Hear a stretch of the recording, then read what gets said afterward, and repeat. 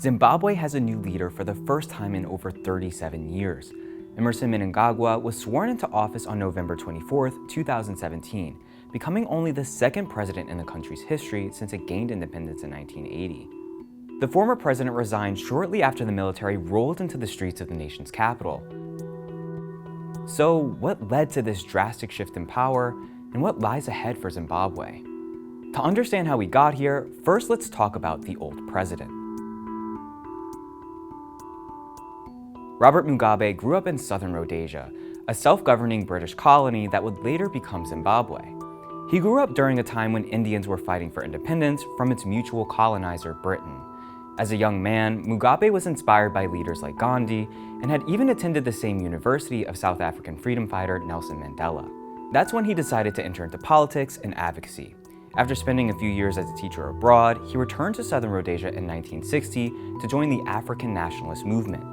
Mugabe formed his own political party called the Zimbabwe African National Union Patriotic Front, or more commonly referred to as ZANU-PF. He was arrested along with some of his political allies in 1963.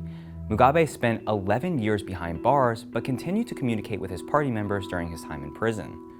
After his release in a British-brokered peace deal in 1979 that established the independent state of Zimbabwe, Mugabe went on to win national elections, becoming the country's first leader.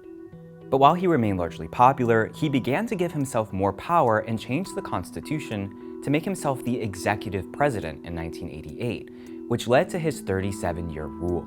But things reached a boiling point when Mugabe dismissed his longtime vice president, Emmerson Mnangagwa, on November 6, 2017. This marked a shifting point in popular opinion in Zimbabwe. Citizens saw the move as a way for the 93-year-old president to clear the field for his wife, often referred to as Gucci Grace, to become president after he stepped down or died. Mugabe's move angered not only tens of thousands of citizens, but also his ruling party and the military. This led to military intervention. They rolled tanks into the streets of Harare on November 14th, taking over government buildings, state broadcasters, and even detained Mugabe, forcing him to resign. And while some may celebrate the removal of the world's longest-serving head of state as a victory for democracy, the man who was just sworn into office to take his place was the former vice president who served by his side for years. The new president, Emmerson Mnangagwa, is by no means a change candidate, but rather ZANU-PF's last-ditch effort to continue to hold on to power. Mnangagwa is nicknamed the Crocodile for his ruthless political reputation and involvement in some of the worst atrocities to happen in Zimbabwe's history, especially a crackdown on political opponents in the 1980s that left thousands dead. And while Mnangagwa was only sworn into office to serve until national elections are held in early 2018, time will tell whether opposition voices will be given the proper platform to openly and fairly campaign against his ZANU-PF party, or whether Mnangagwa will live up to his reputation. Robert Mugabe started off as a popular president, but slowly transformed into the world's longest-serving dictator. But how do presidents become dictators?